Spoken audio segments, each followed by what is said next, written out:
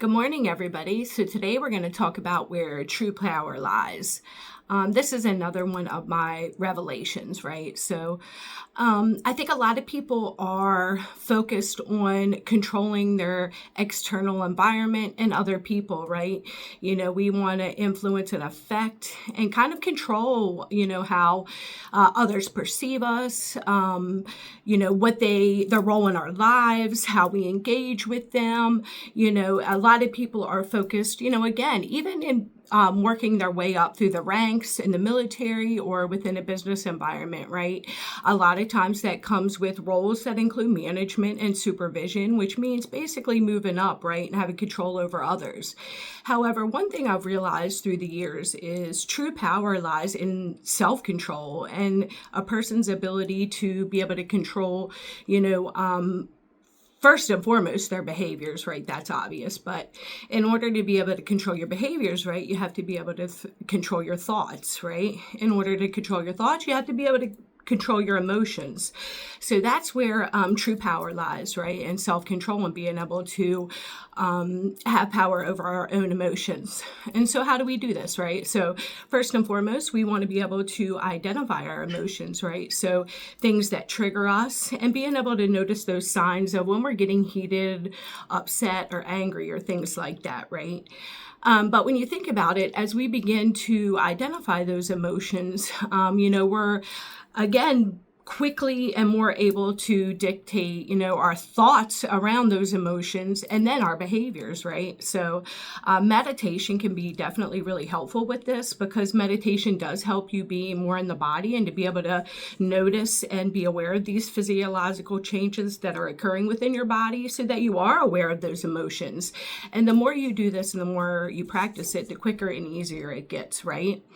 So if you think about life in general, so most people are, engaging in life. Again, we know that more than 95% of our behaviors are displayed through our unconscious or subconscious mind, right? So our subconscious mind is also built off prior neuron pathways and how our brain has developed, again, starting from birth to 3 years old is the most crucial time in a child's life, right? So if they're not being picked up in the stroller or, in the morning and showed love and being nurtured, right, that really, above anything else, will affect that child's attachment style and, how they engage with the world thereafter. But again, being aware and having that self-control, over how we react to our emotions, right? So knowing that 95% of our behaviors are carried out through our subconscious or our unconscious mind, right? That gives us 5%. That 5% is where most people don't master, right? That 5% is conscious, engaged, very present thoughts and behaviors. That's where we get to play the player, where we get to be off on the offense, right? We get to manifest, right? Because when we're on the offense, we get to dictate and decide where our paths, where our life goes, and where our thoughts goes, and where our emotions go, right? So, hence why people are able to manifest. Otherwise, people will, throughout daily life, they're going to engage with life and others based on prior experiences, right? Those prior experiences, again, started at birth and built those neuron pathways in their brain and created their attachment style, personality, ways they engage with the world and those types of things, right?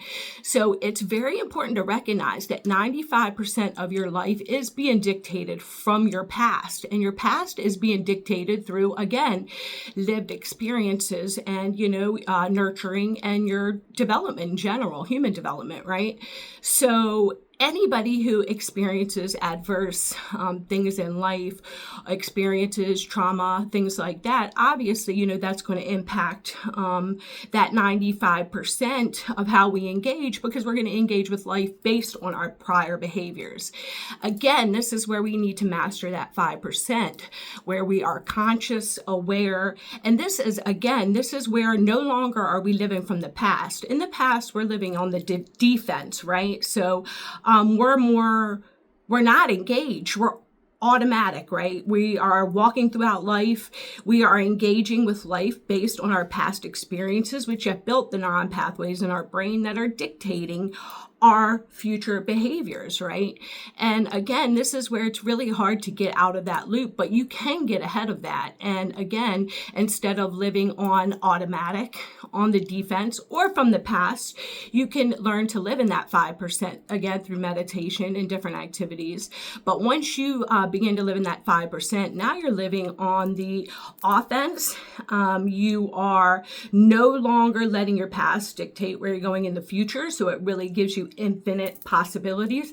Julie, thank you for that concept. And really gives you the ability to manifest your life and where you're going to go. So once I realized that, it was definitely a profound change. Again, this is through 15 years of deep introspection and analyzing and journal and being, again, honest with myself.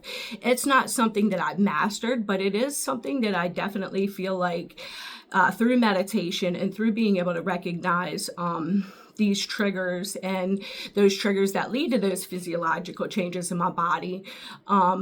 Again, I can direct consciously by my 5% of my brain, by being present, I can direct those physiological changes to more positive thoughts through, reframing or restructuring thought processes, different types of therapy, ways that we receive communication in the world. Again, we always have that choice.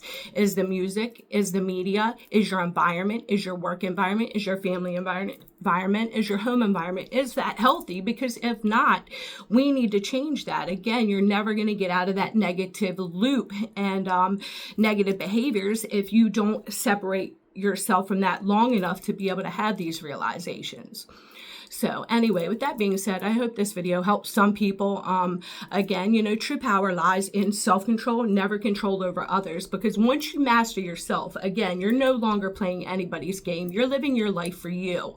And when you live your life for you in this conscious state, you are so aware of what you put out into the world that, again, it makes you that much more in tune with the world around you and really be able to pick up on vibes and energy and people's motivations and also their insecurities, and that goes with ourselves and with others. So anyway, stay blessed, everybody.